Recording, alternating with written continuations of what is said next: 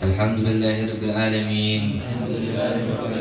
نويت التعلم والتعليم التذكر والتذكير والنفع والانتفاع والإفادة والاستفادة والحث على التمسك بكتاب الله وسنة رسوله والدعاء إلى الهدى والدالة على الخير ابتغاء وجه الله ومرضاته وقربه ثوابه سبحانه وتعالى.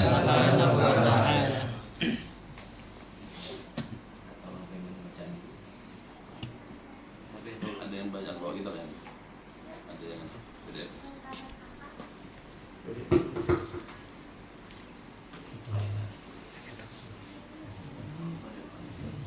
Ini untuk yang partai saya ini.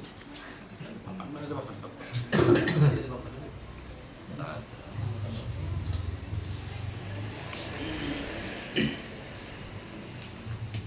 Kita lagi. Enggak ada.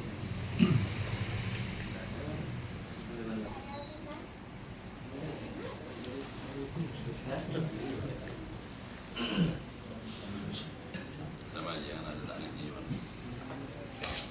Ini tidak ada taklifnya, karena banyak taklifnya.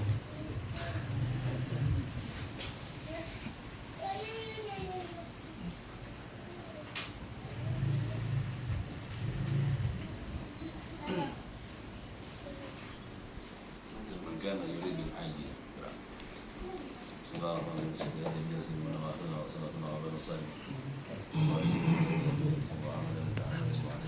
lagi mengkuatkan fi kuatihim ana wa inna kama ma'al kitab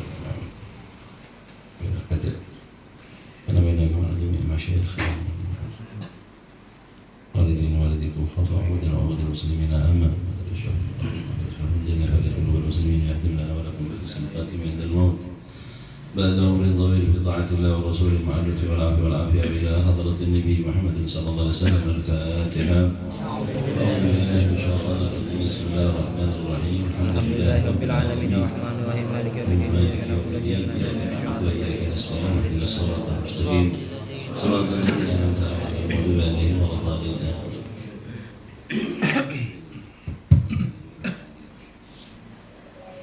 Qala Syekh Muslim rahimahullah ta'ala wa nafa'ana bihi wa bi ulumihi wa sallallahu alaihi amin.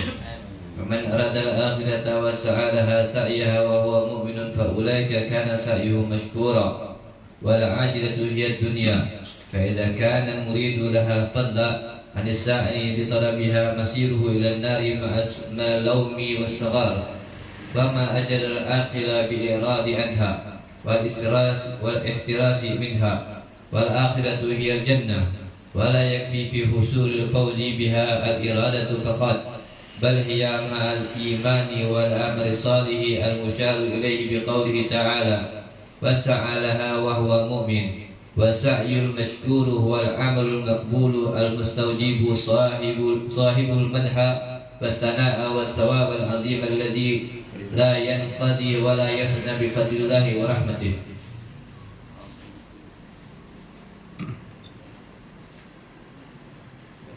والخاسر من كل وجه من مريدين للدنيا الذي يتحقق في حقه الوعيد المذكور في الآية هو الذي يريد الدنيا إرادة ينسى في جنبها الآخرة فلا يؤمن بها أو يؤمن ولا يعمل لها فالأول كافر خالد في النار والثاني فاسق موسوم بالخسارة. بسم الله الرحمن الرحيم. الحمد لله رب العالمين والصلاة والسلام على أشرف الأنبياء والمرسلين سيدنا محمد وعلى آله وصحبه أجمعين. أما بعد قال المؤلف رحمه الله ونفعنا بعلومهم في الدارين آمين. Kitab ini oleh Imamul Haddad disebut sebagai kitab Adab Sulukil Murid. Al-adab adalah segala perbuatan yang berkenaan dengan perihal kebaikan. Itu adab. Tidak termasuk kepada adab jika segala perbuatan yang tidak mengandung perbuatan baik di dalamnya tidak dikatakan sebagai adab. suluk kepada perkara-perkara yang baik. Jika orang menggunakan kalimat suluk, maka suluk itu digunakan kepada kalimat-kalimat yang baik. Contoh di dalam sebuah hadis, man salaka tariqan yaltamisu fihi ilman sahhalallahu tariqan ilal jannah. Pakai salaka. Tujuannya kemana? Jika menggunakan salaka maka pastilah kepada Allah Subhanahu wa ta'ala. Al-murid, orang yang memiliki keinginan. Sebagian mengatakan laisa lil murid murada. Seorang murid adalah orang yang tidak memiliki keinginan. Maksudnya dia tidak pernah memiliki keinginan yang berasal dari dirinya. Segala keinginannya adalah keinginan Allah Subhanahu wa ta'ala. Laisa lil murid muridan. Laisa lil murid muridan, laisa lil murid murad. Murad, nggak punya keinginan. Ada murid, ada murad. Maka jika seorang murid masih memiliki keinginan, maka murid tidak dikatakan murid. Karena seorang murid adalah orang yang tidak memiliki keinginan sama sekali sebenarnya, selain keinginannya berkesesuaian dengan apa yang diinginkan oleh Allah Subhanahu wa ta'ala. Ini murid dalam bahasa Arab. Di dalam perkataannya, Imamul Haddad kemudian memberikan contoh tentang makna murid. Di dalam Al-Quran, kalimat yang sama, ini maksudnya Imamul Haddad di dalam perkataan beliau, man kana yuridul ajilah, yurid, kalimat iradnya. Kalimat ini dipakai oleh Imamul Haddad. Ajjalna lahu fiha ma nasha' liman nuridu thumma ja'alna lahu jahannama yaslaha madhmuman madkhuran.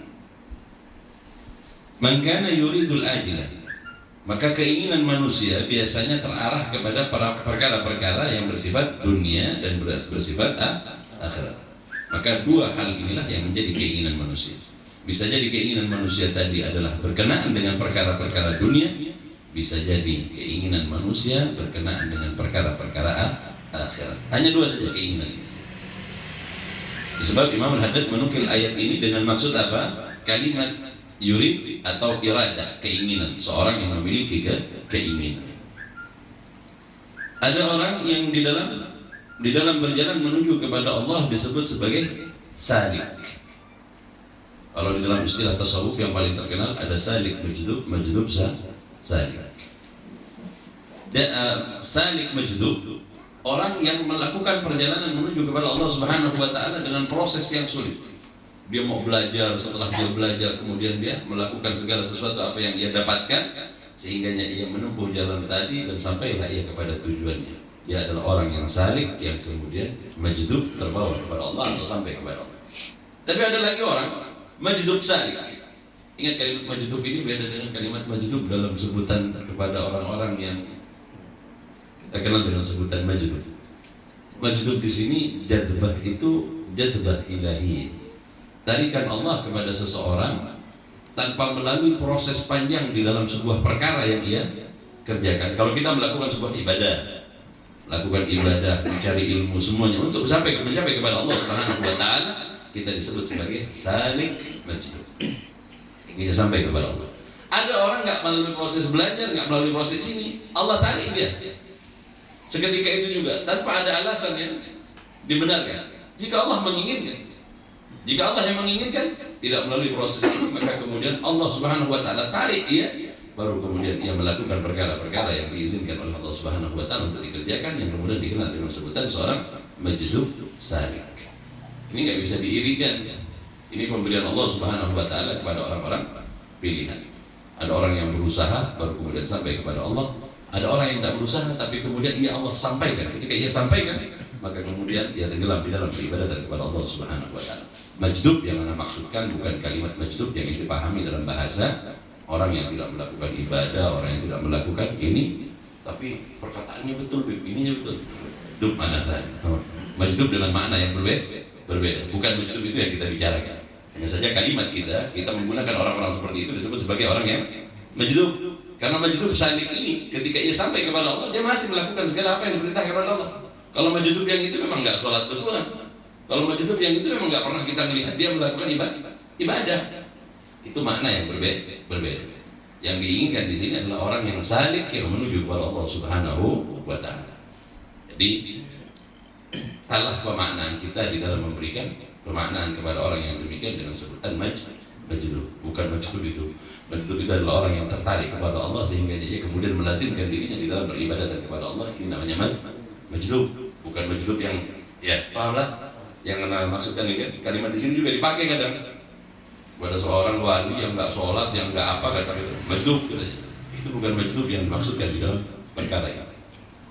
Maknanya berbeda. Nah, ketika bercerita tentang majdub salik dan salik majdub yang menuju kepada Allah Subhanahu wa taala, baik ia ditarik oleh Allah kemudian melakukan perbuatan tadi, ada orang yang melakukan perbuatan tadi baru kemudian sampai kepada Allah Subhanahu wa taala. Berbeda cara, tetapi kedua-duanya sama-sama ditarik oleh Allah, sama-sama dibawa oleh Allah Subhanahu wa taala. Sehingganya tak ada perbuatan satupun yang kita lakukan kecuali memang Allah yang menginginkan kita untuk sampai di tempat yang diinginkan oleh Allah Subhanahu wa taala. Sehingganya biasanya kalimat iradah, keinginan ini, maka Imam Al-Haddad mengeluarkan kalimat itu di dalam Al-Quran, bahwa ada kalimat yang berkenaan dengan kalimat adab sulukul murid, man kana yuridul ajilah.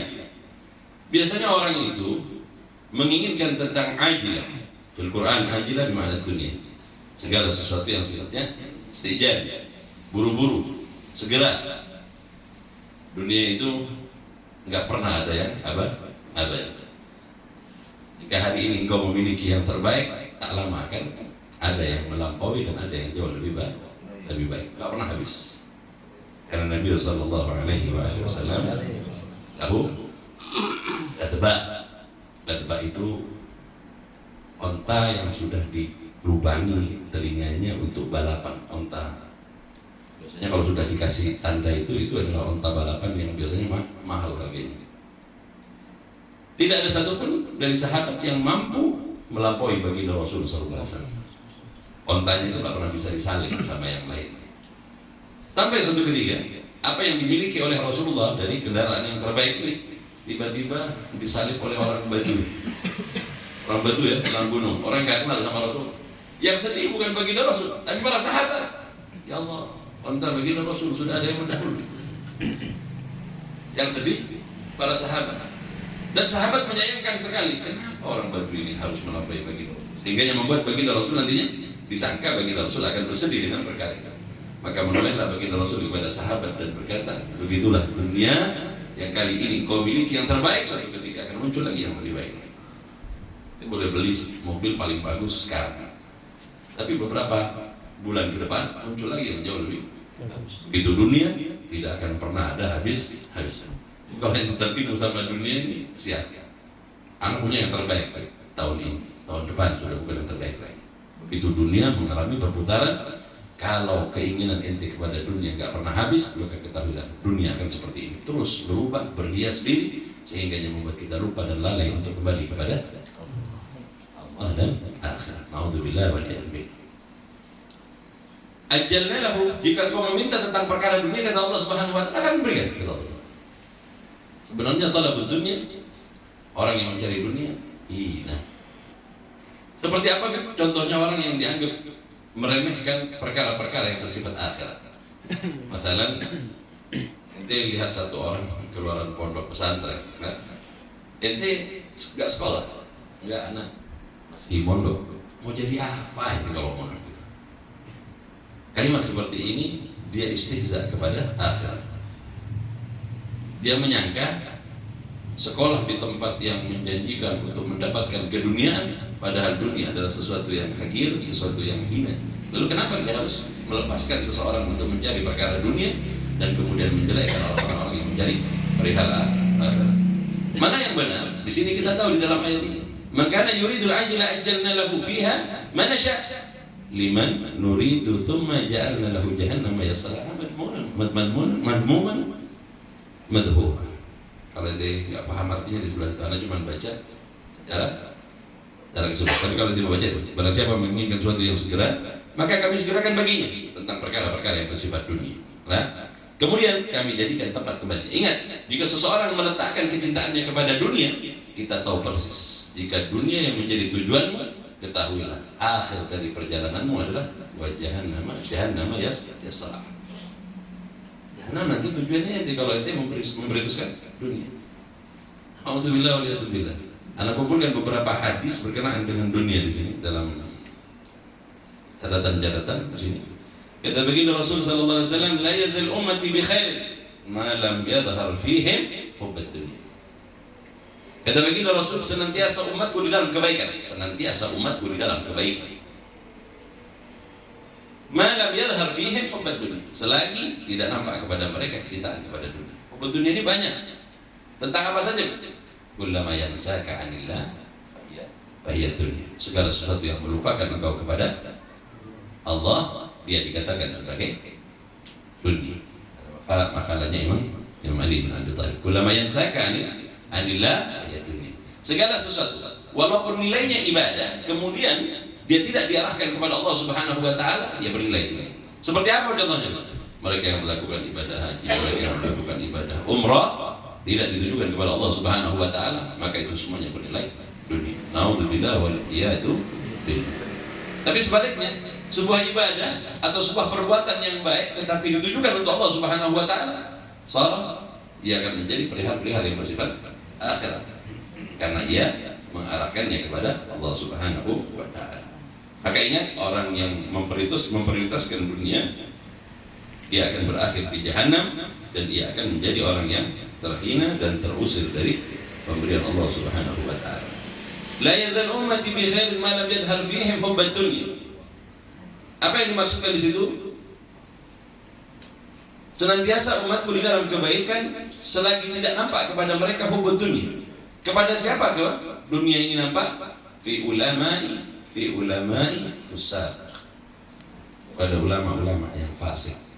Ke ulamanya sudah ke arah kefasikan. Kumpulkannya dunia dengan berkedok agama, mengumpulkan segala sesuatu yang bersifat dunia dengan menggunakan atau mengatasnamakan agama. Inilah ulama-ulama yang fasik. Fusak di sini kalimat. Jika ulama-ulamanya sudah menjadi ulama-ulama yang fasik, dengan apa tandanya? Dengan kecintaannya kepada dunia.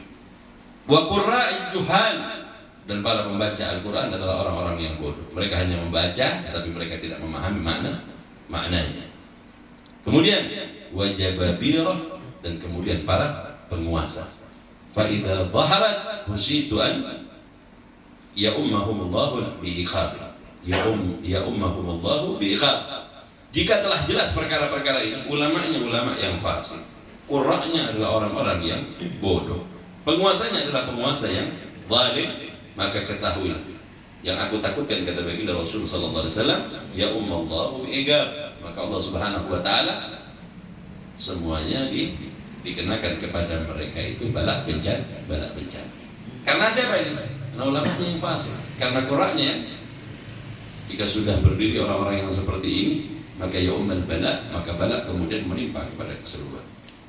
Jangan ente pikir bala itu karena perbuatan bentuk ketidakadilan Allah Subhanahu wa taala, tetapi itu bentuk hukuman karena kita membiarkan mereka itu melakukan hal-hal yang hingga kadang datang kepada kita ta'un, atau datang kepada kita seperti kemarin yang sampai 2 tahun lamanya ini, Covid. Itu biasanya Allah timpakan kepada kita karena apa?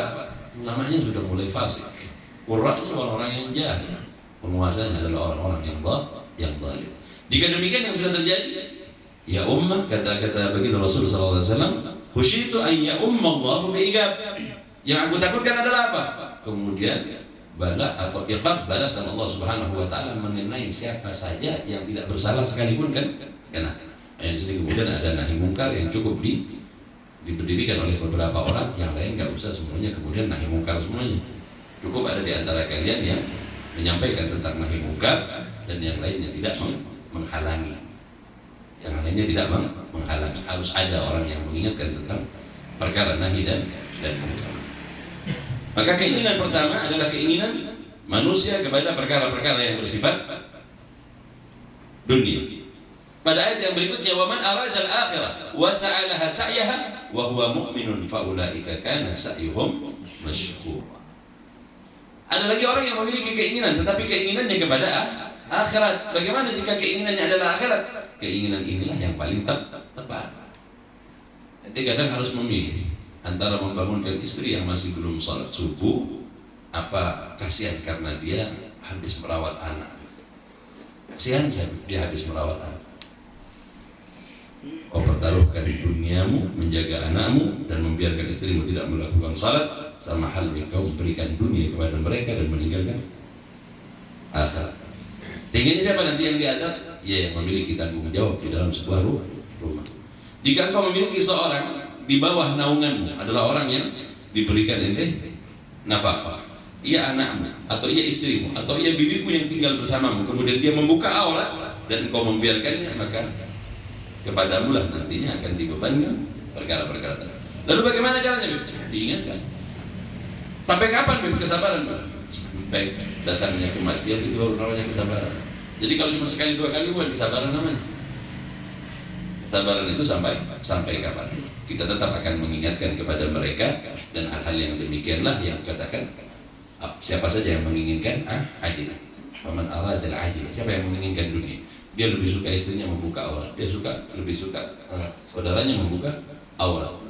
Karena dengan alasan-alasannya tadi itu, kasihan tuh dia kecapean. Anak saya itu kalau masuk sekolah sampai jam 4. Jadi kalau subuh tidak saya bangunkan, biar dia bangun, biar agak puas tidurnya. Ketahuilah engkau mencelakakannya dengan memilih dunia dan meninggalkan akhirat. Dipahami ini?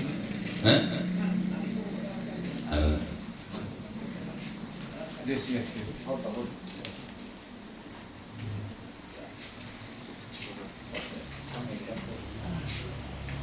Wa man arada al-akhirah wa sa'alaha sa'yaha wa huwa mu'min fa ulaika kana sa'yuhum mashkur. Ada orang yang memiliki keinginan kepada akhirat.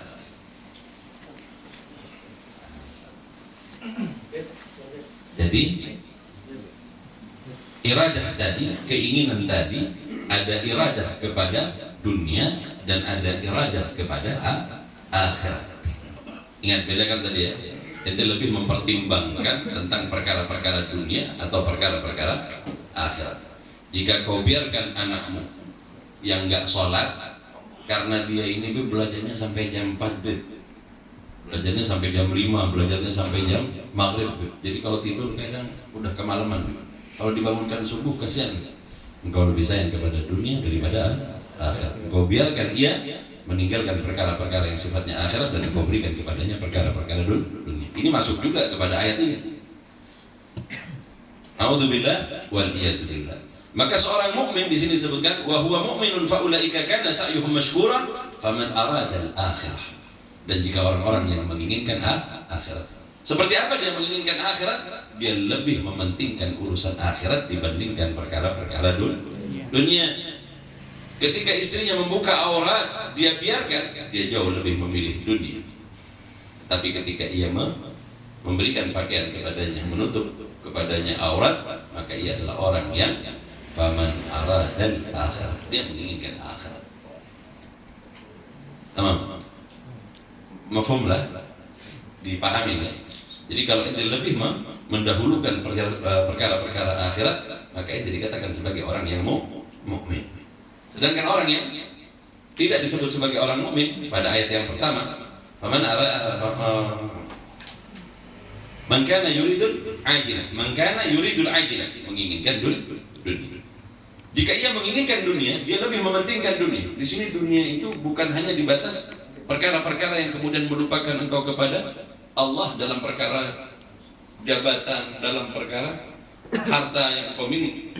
Tidak maunya ente mengingatkan kepada keluarganya untuk menutup aurat, tidak mengingatkan mereka untuk menjalankan ibadah. Ini semua adalah perkara-perkara yang disebut sebagai perkara dunia. A'udzubillah wal iyadu billah. Karena anak kecapean, kasihan istri itu sudah jaga anak sampai malam, jadi anak kasihan mau bangunin dia subuh. Kalau anak bangunin dia marah, lebih baik ente dimarahin di situ daripada kelak di hadapan Allah kita berhadapan dengan Allah Subhanahu wa ta'ala. Ini sudah Bib, saya coba Bib, setahun 2 tahun nggak berubah Bib. Gimana Bib? Ganti istri atau gimana? Di Al-Quran Al-Karim ada cerita Allah Subhanahu wa ta'ala menyuruh ente untuk menceraikan istri. Daraballahu mathalan lilladina amanu. Daraballahu Mathalan lilladzina kafaru. Imra'ata Lut wa imra'ata Fir'aun. Imra'ata Nuhin wa imra'ata Lut. Gimana ayatnya? Daraballahu mathalan lilladzina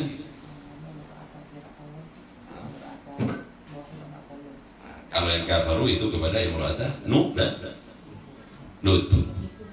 Itu dua perempuan itu nggak ada bagus-bagus, tapi nggak ada perintah Allah untuk kemudian menceraikan. Ente satu iman, satu agama, hanya dia nggak mau mengerjakan sholat subuh aja, itu udah berat. Yang ini ngelawan, yang ini cuman nggak mau sholat subuh aja, dia sholat cuman nggak kena waktunya.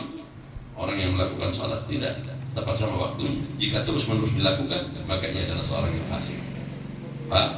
Fasik. Salat itu ada waktunya, mugayyad bil waqt, diikat oleh waktu. Jika sudah keluar dari waktunya, kalau sekali dua kali maafu. Tapi kalau sepanjang umurnya subuh jam 8, ini sudah merubah waktu sholat gitu. Nah ini yang dikatakan orang yang fasik. Termasuk perbuatan fasik adalah seseorang yang meremehkan waktu ketika masuknya sholat dan dipindah. Kalau sekali dua kali masuk, tapi jika terus-terusan itu pindah kan, berubah namanya, sudah bukan subuh lagi kalau jam 8.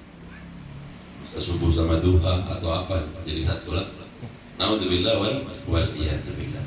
Maka keinginan manusia tentang dunia, keinginan manusia tentang akhirat, ini dikatakan keinginan, sehingganya disebut dengan adab sulukil murid, orang-orang yang menginginkan.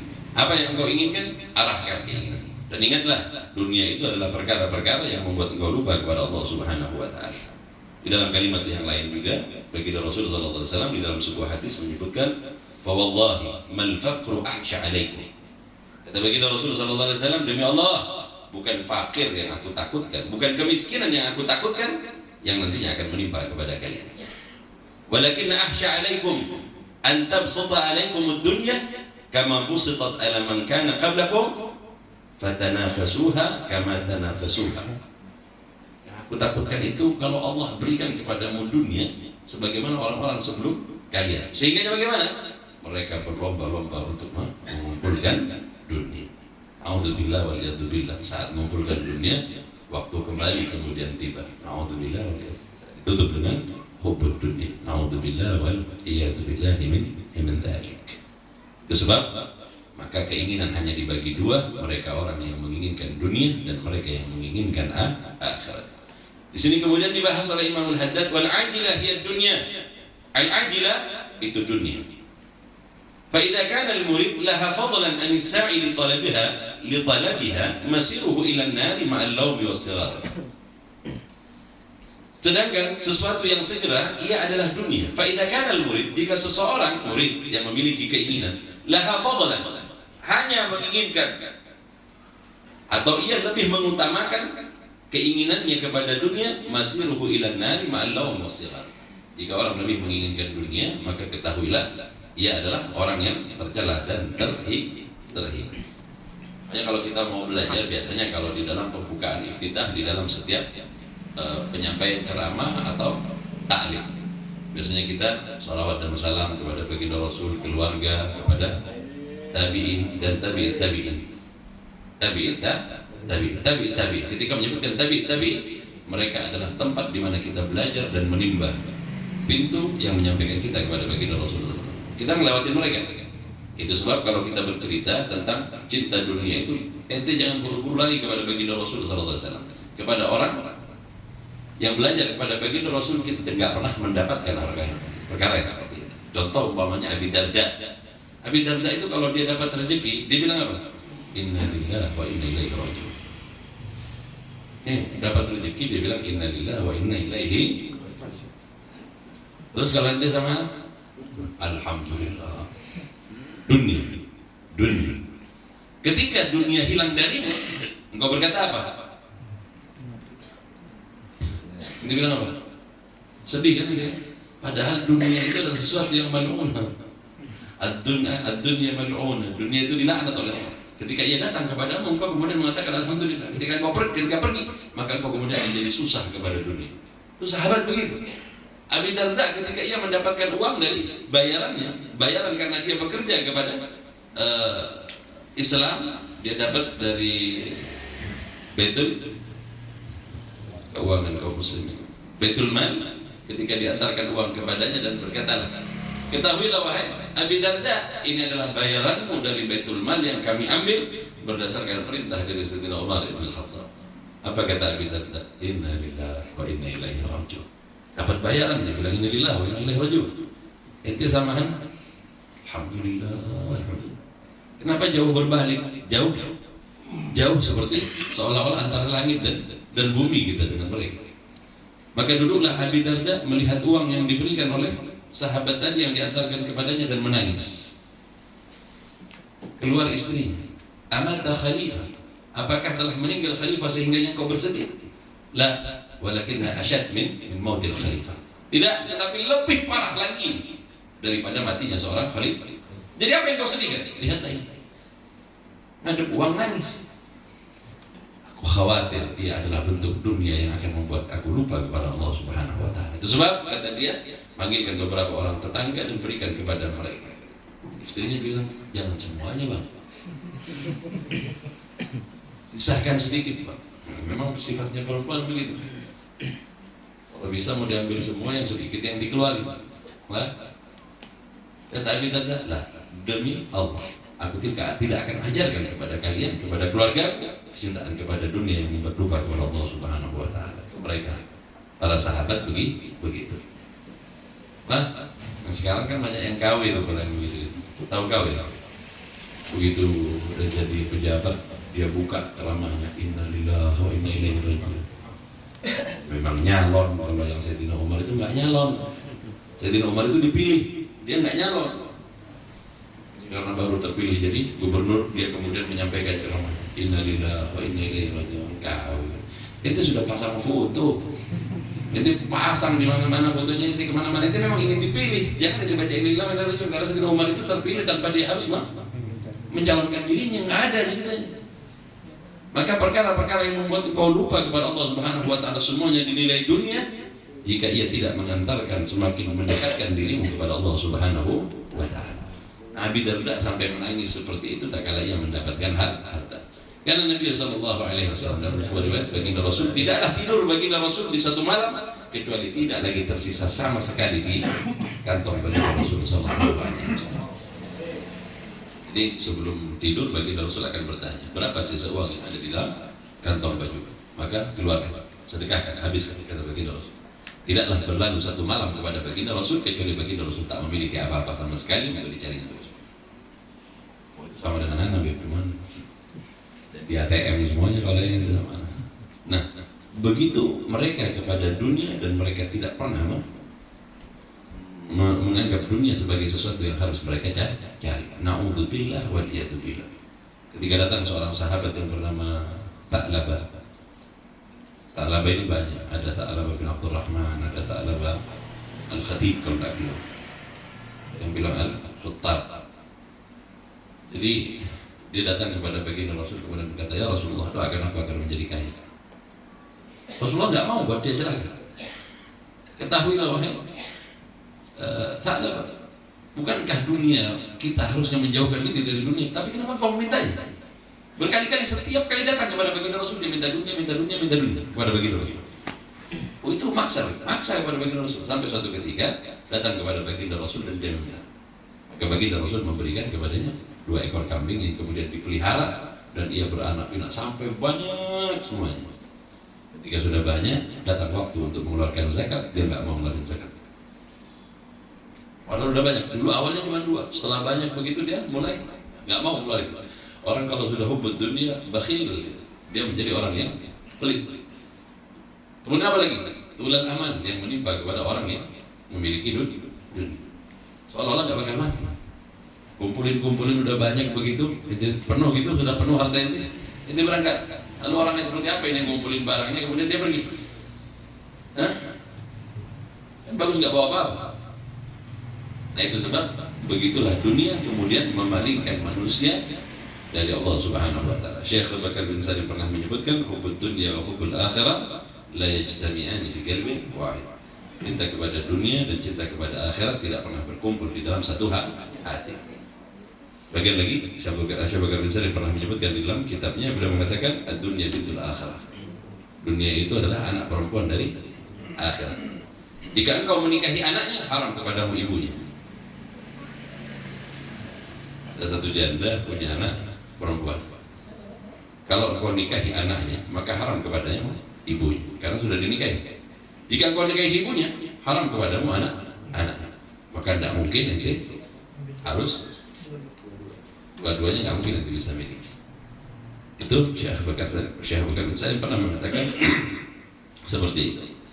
Wa ma ajdar al-aqil, maka pastilah orang yang berakal itu berhati-hati bil i'radi anha, mereka akan berpaling sejauh-jauhnya wal ikhtiraz minha, dan menjaga dirinya daripada dunia.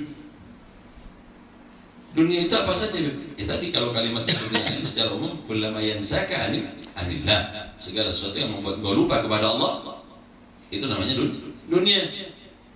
Walaupun bentuknya ibadah, seperti orang yang naik haji dan umrah, tetapi bukan karena Allah Subhanahu wa Ta'ala. Yang dia inginkan adalah sesuatu yang bersifat dunia, dia mendapatkan dunia dan dia tidak mendapatkan ibadahnya.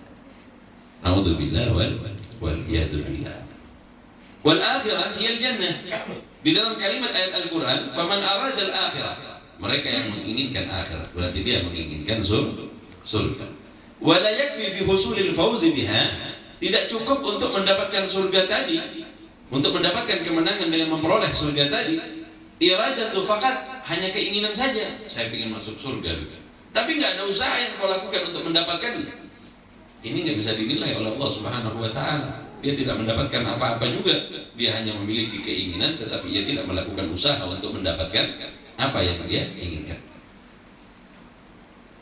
Bal hiya mal imani wal amal as-salih al-musyar ilaihi bi qoulihi ta'ala wa sa'alaha wa huwa mu'minun. Maka untuk menginginkan surga tadi, menginginkan akhirat tadi, itu enggak cukup dengan keinginan saja, akan tetapi engkau harus menggunakan keimananmu, menggunakan amal saleh yang menunjukkan kepadanya sebuah ayat wa sa'alaha, dan ia kemudian melakukannya atau ia berikhtiar untuk mendapatkannya, wa huwa mu'minun, maka orang mukmin itu berikhtiar untuk mendapatkan surga dan menjauhi yang namanya neraka.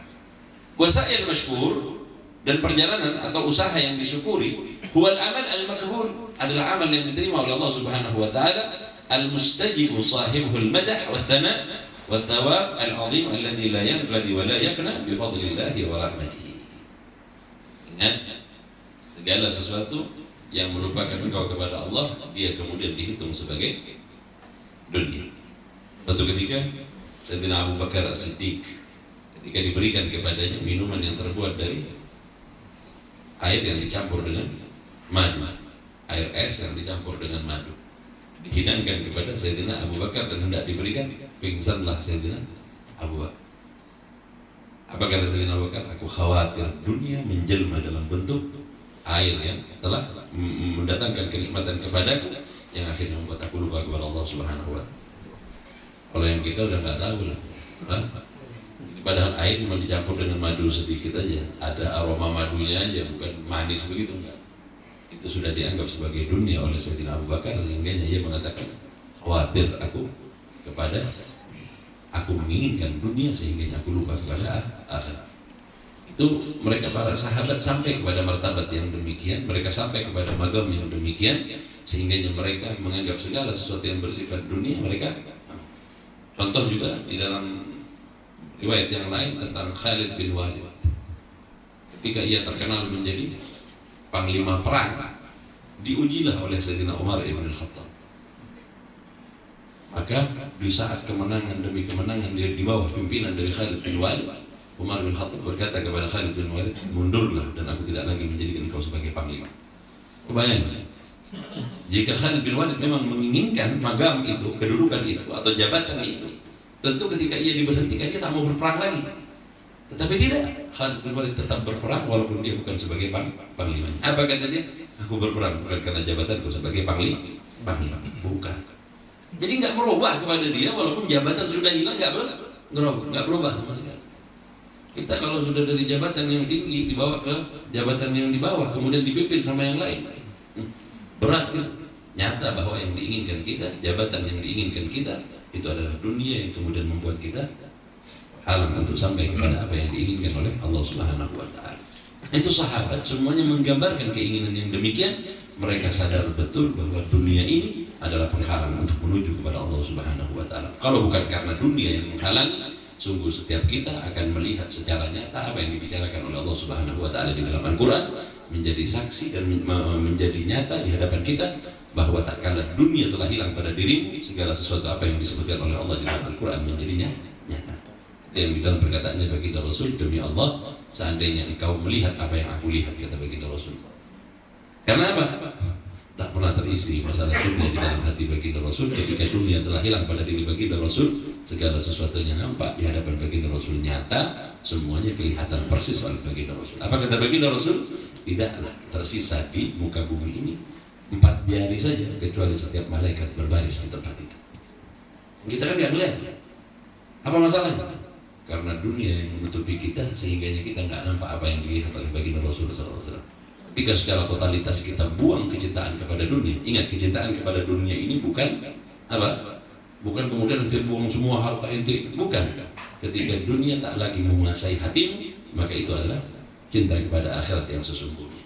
Tidak pernah berbekas kepadamu. Hilang jabatan, nggak merubahmu di dalam beribadah kepada Allah. Hilang dan tidak dihargai segala sesuatu apa yang kau miliki dari kekayaan, tidak pernah membuat engkau kemudian berubah untuk kembali kepada Allah. Ini orang-orang yang seperti ini. Makanya ketika Syekh Husain bin Syekh Bakar bin Salim dibilang mencintai dunia, dia bilang apa? Nah, ana mahibbuh, aku tidak mencintai, walakin hituhibbuni. Dunia yang cinta sama ana, nggak cinta sama dia.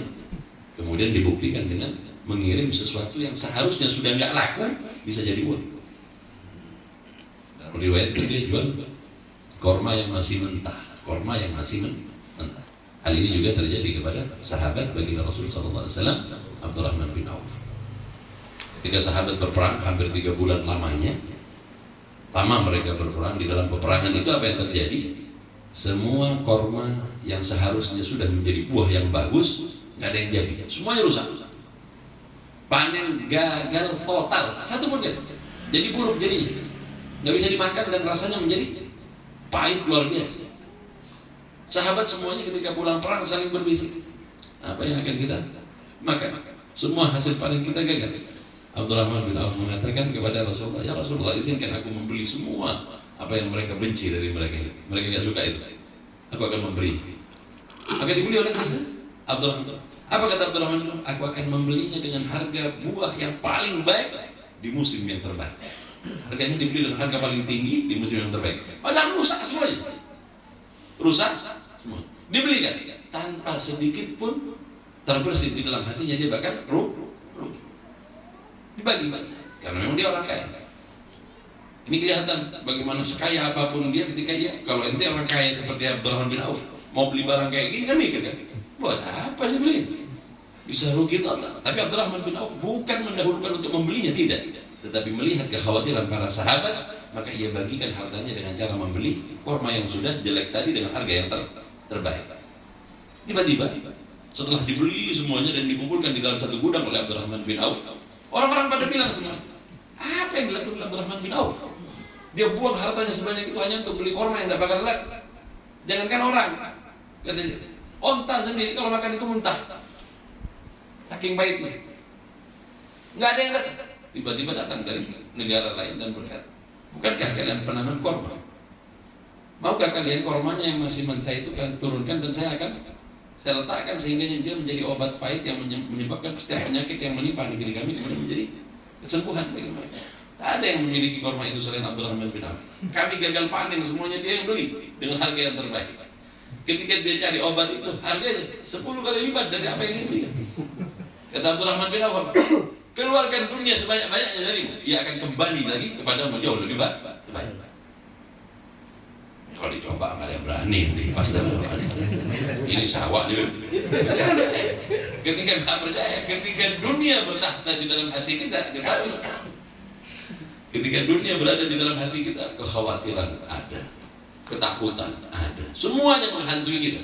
Nah itu yang nggak ada pada diri sahabat, karena sahabat tahu persis bahwa dunia adalah segala sesuatu yang sifatnya sementara. Jika engkau menginginkan, Allah berikan kepadamu. Tapi ingat, nanti perjalananmu berakhir di dalam jahanam. Nauzubillah wa na'udzubillah. Tetapi jika hatimu berisi tentang akhirat, tak ada kekhawatiran tentang dunia. Berapa lama lah hidup di dunia ini? Berapa lama itu? Mau minta berapa tahun ente hidup? Ente bukan umatnya Nabi Nuh lah, kita umat yang terpendek usia, umat yang paling lemah tubuhnya dibandingkan umat-umat yang lain. Ketika umur kita dibatasi oleh Allah Subhanahu wa taala di dalam perkataan baginda Rasul baina sab'ina wa sittin, antara 70, 60, 60, 70. Apa yang mau dikumpulkan kalau bukan tentang akhirat? Itu sebab bagi orang yang betul-betul sadar bahwa dunia buruk di hadapannya, maka ia pasti lebih memilih sesuatu yang jauh lebih baik. Tapi mengapa jika dihadapkan kepada kita sesuatu yang bersifat dunia, kita malah bahagia? Padahal setiap sahabat kalau sudah datang yang namanya dunia, mereka bersedih. Kenapa keadaan kita berbalik? Na'udzubillah wal iyadu billah. Di dalam sebuah riwayat juga diceritakan ketika datang beberapa orang yang memberikan hartanya kepada Sayyidina Ali Zainal Abidin. Apa kata Sayyidina Ali Zainal Abidin? Hari ini Allah Subhanahu wa taala telah mengujiku dengan harta sehingganya aku dibuat capek untuk membagikannya. Capek untuk membagikannya, bukan menikmati. Itu sebab ketika datang kepada Imam Ali Zainal Abidin dibaginya sampai habis dan tidak tersisa, walau untuk keluarganya pun tidak disisakan. Ketika ditanyakan, wahai Imam, kenapa engkau tidak menyisakan untuk keluarga? Akankah aku sisakan dunia kepada keluarga aku, sedangkan ia adalah sesuatu yang hina di hadapan Allah Subhanahu wa taala. Tidak aku tinggalkan kepada keluarga aku kecuali perihal arah akhirat, bukan dunia ini. Ini kita udah tua ini mikir kan? Pikiran nanti apa? Katanya siapa? Darutin aja bisa dulu tuh. Tak kudu min ba'di. Apa yang mau ente makan kalau abah meninggal nanti? La ilaha illallah. Hatta mau mati juga yang dipikirkan tentang makanan anaknya, tentang perihal dunia yang ditakutkan oleh manusia. Dan ketahuilah suatu ketika berjalanlah seorang ahli ibadah di sebuah kubur. Dia bertanya kepada kubur, wahai Tuhan kubur, berapa lama ente kerja? 40 tahun anak kerja di sini. Apa yang ente dapatkan? Hampir setiap jenazah yang dikubur berbalik wajahnya dari arah kiblat menghadap ke membelakangi. Maka aku kemudian mencarinya di dalam kitab. Apa penyebabnya? Hubbud dunya yang kemudian memalingkan ia dari Allah Subhanahu wa taala. Jika berisi kecintaan kepada dunia di dalam hati kita, kepala balik gitu. Kepala balik dan dihadapkan ke barat, nanti tidak lama bongkar lagi kata tukang kuburan, ngadep lagi ke arah timur. Nauzubillah wal iyadu billah. Sebab seorang murid adalah orang yang memiliki dua keinginan. Kemudian Imam Al-Haddad menjelaskan, wal hasil min kulli wajhin, dan kerugian orang yang merugi itu min kulli wajhin, dari segala arah. Minal muridina lid dunya, kepada orang-orang yang menginginkan dunia. Alladzi yatahaqqaqu fi haqqihi al-wa'id al-madhkur. Sudah jelas-jelas oleh Allah Subhanahu wa taala orang tadi diberikan janji yang telah disebutkan di dalam ayat, huwallazi yuridu dunya iradatan yansa fi janbiha al-akhirah. Mereka yang mengumpulkan dunia sehingga mereka lupa tempat kembali mereka adalah akhirat. Orang yang seperti ini Allah janjikan perkara yang akhirnya adalah jahannam, akhirnya adalah neraka. Fala yu'minu biha. Bahkan kadang ada orang juga enggak beriman kepada akhirat sama sekali. Ada akhirat itu. Akhirat itu enggak. Au yu'minu wa la ya'mal laha. Ada yang beriman bahwa akhirat itu ada, tapi dia enggak mempersiapkan untuk itu. Itu sama dengan halnya orang yang beriman kepada akhirat tetapi dia enggak ada persiapannya. Udah tahu mau hujan, dia enggak persiapan payung. Apa namanya? Sia-sia apa yang dia kerjakan. Apa kata Imam Al-Haddad? Fal awal kafir khalid finnar. Orang yang tidak percaya tentang akhirat, dia akan abadi di dalam neraka. Wa tsani fasik. Yang kedua, orang yang percaya akhirat tapi tidak ada persiapan sama sekali. Orang yang percaya kepada akhirat tetapi sama sekali kelakuannya bukan kelakuan orang akhirat. Enggak semakin mendekatkan dirinya kepada Allah Subhanahu wa taala, maka ia kumpulkan dunia karena ia melihat hanya kepentingan sementara saja di dunia ini. Yang dihormati adalah orang yang memiliki harta. Nauzubillah wal iyadu. Nauzubillah. Wa tsani fasikun mausumun bil khasar. Maka orang yang berikutnya ini disifati oleh Allah Subhanahu wa taala di dalam Al-Qur'an sebagai penghuni neraka jika ia orang yang yakin dia orang yang fasik. Al-mausum bil khasar, dia kemudian orang-orang yang mengalami apa? Diracuni oleh kerugian atau dia adalah orang yang kemudian ditunjukkan kepadanya bahwa ia akan menjadi orang yang merugi, ditandai dengan orang yang bakal merugi. Naudzubillah wal iyadzubillah. Di depan Imam Haddad sudah menjelaskan adab sulukil murid, perjalanan menuju kepada Allah. Perjalanan menuju Allah ini dengan cara tidaklah meletakkan cinta kepada dunia di dalam hatimu atau merasa sedih dengan kehilangan dunia apa yang engkau miliki. Karena kesedihan kepada dunia yang engkau miliki kepada para sahabat adalah alhamdulillah. Jika hilang sesuatu dari para sahabat yang merupakan harta, mereka pasti bilang alhamdulillah. Allah hilangkan dunia dari segala sesuatu yang membuat gue lupa. Ini perkara akhirat, tetapi membuat kita tertuju kepada dunia. Seperti apa contohnya? Ya tadi umpamanya dia ibadah ke Mekah, tapi tujuannya yang lain. Dia ingin kemudian dia lebih dihormati oleh yang dia kejar adalah kehormatan di mata manusia agar dia dipanggil Pak Haji atau sebagainya. Orang seperti ini ibadahnya bukan untuk akhirat, ibadahnya untuk dunia. Naudzubillah wal iyadzubillah. Dia bagikan hartanya untuk bersedekah, tapi ia ingin disebut sebagai seorang yang dermawan. Yang demikian ini semuanya adalah perkara-perkara yang berbungkus ibadah tetapi tujuannya adalah dunia. Naudzubillah wal iyadzubillah. Baliknya, setiap nilai-nilai kebaikan yang memang ditujukan kepada Allah Subhanahu wa taala, ia akan mendapatkan kebaikan, ia akan mendapatkan balasan di sisi Allah Subhanahu wa taala, dan Allah letakkan ia di dalam surganya bersama mereka orang-orang yang di dalam hati mereka tidak meletakkan kecintaan kepada dunia. Ayyuhal ikhwah rahimakumullah, dari penjelasan saya ini, keinginan kepada dunia, keinginan kepada akhirat, atau apa saja yang kemudian membuat kita lupa kepada Allah Subhanahu wa taala, bernilai akhirat di hadapan Allah Subhanahu, bernilai dunia di hadapan Allah Subhanahu wa taala, maka berhati-hatilah tentang keinginan kalian, entah kemana kalian meletakkannya, kepada dunia atau kepada akhirat. Kelak tanggung jawab kita tak kala kita kembali kepada Allah Subhanahu wa taala. Ayyuhal ikhwah rahimakumullah, dari penjelasan yang saya sampaikan ini mungkin ada yang ingin ditanyakan tentang berkaitan dengan keinginan yang ada pada diri kita. Jadi nanti keinginannya itu bisa lihat, ini keinginan dunia kah atau keinginan akhirat? Terkadang keinginan tadi dibungkus oleh sebuah kebaikan tetapi bernilai dunia. Sebaliknya, sebuah hal yang mungkin remeh tetapi kemudian ia bersifat akhirat, maka ia diterima oleh Allah Subhanahu wa taala dan mendapatkan balasan di sisi Allah Subhanahu wa taala. Wallahu a'lam bishawab. Mungkin ada yang mau ditanyakan.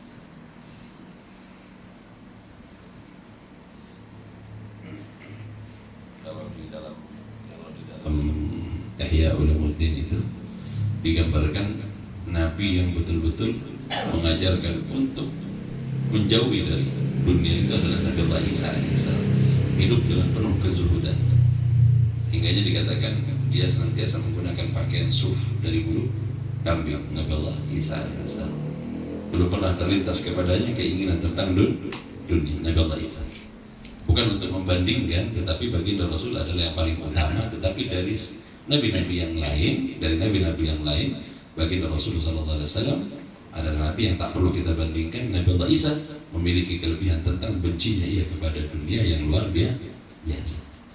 Tidak pernah terpengaruh. Suatu ketika hujan, guntur, petir semuanya, bergemuruh hujan yang deras, Nabi Allah Isa sedang berjalan dan basah kuyup, dia mencari tempat untuk berteduh. Kemudian dia melihat sebuah tenda. Ketika dilihat, dia ingin masuk ke tenda itu. Ketika sampai di tenda itu, dia mau dekat, keluarlah seorang perempuan. Maka Nabi Allah Isa menjauh, bukan tempatku, tempat. Nih, kalau musim hujan kayak gitu kan, itu biasanya udah nggak kelihatan mau ada perempuan, mau ada apa, itu langsung aja kan. Apalagi ada perempuan, hujan-hujan begini, biar nggak ada anunya, suruh buat kopi juga, biar ngomong-ngomong sama kita kan gitu. Nabi Allah Isa begitu melihat, tidak, dia kemudian memalingkan wajahnya. Kemudian dia melihat sebuah gua. Di sana tempat.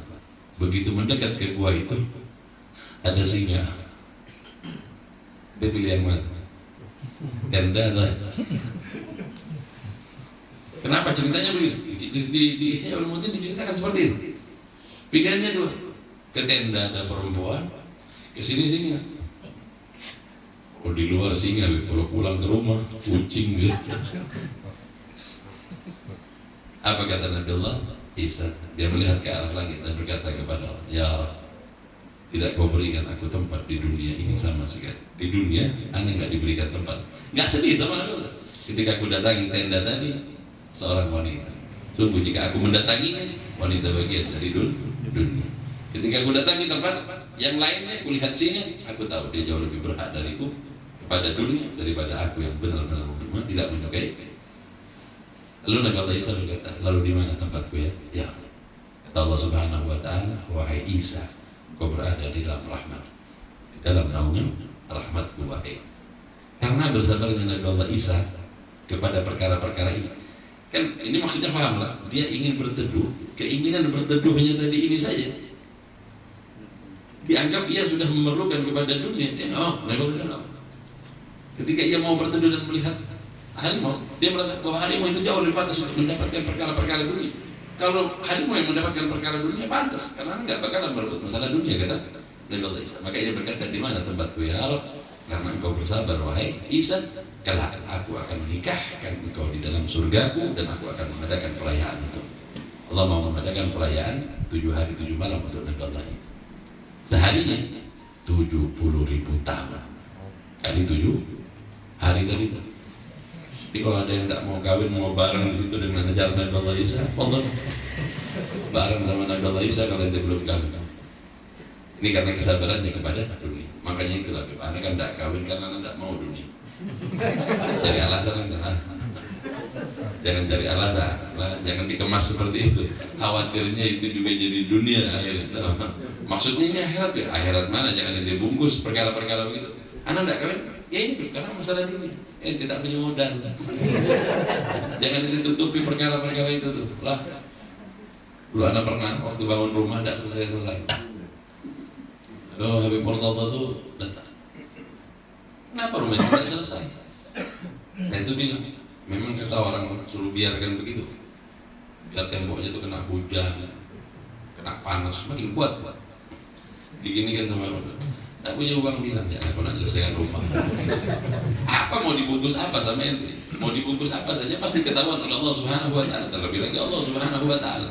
Jangan engkau bungkus seolah-olah engkau melakukan perkara yang sifatnya ibadah, sedangkan Allah Subhanahu Wa Taala mengetahui maksudmu adalah dunia.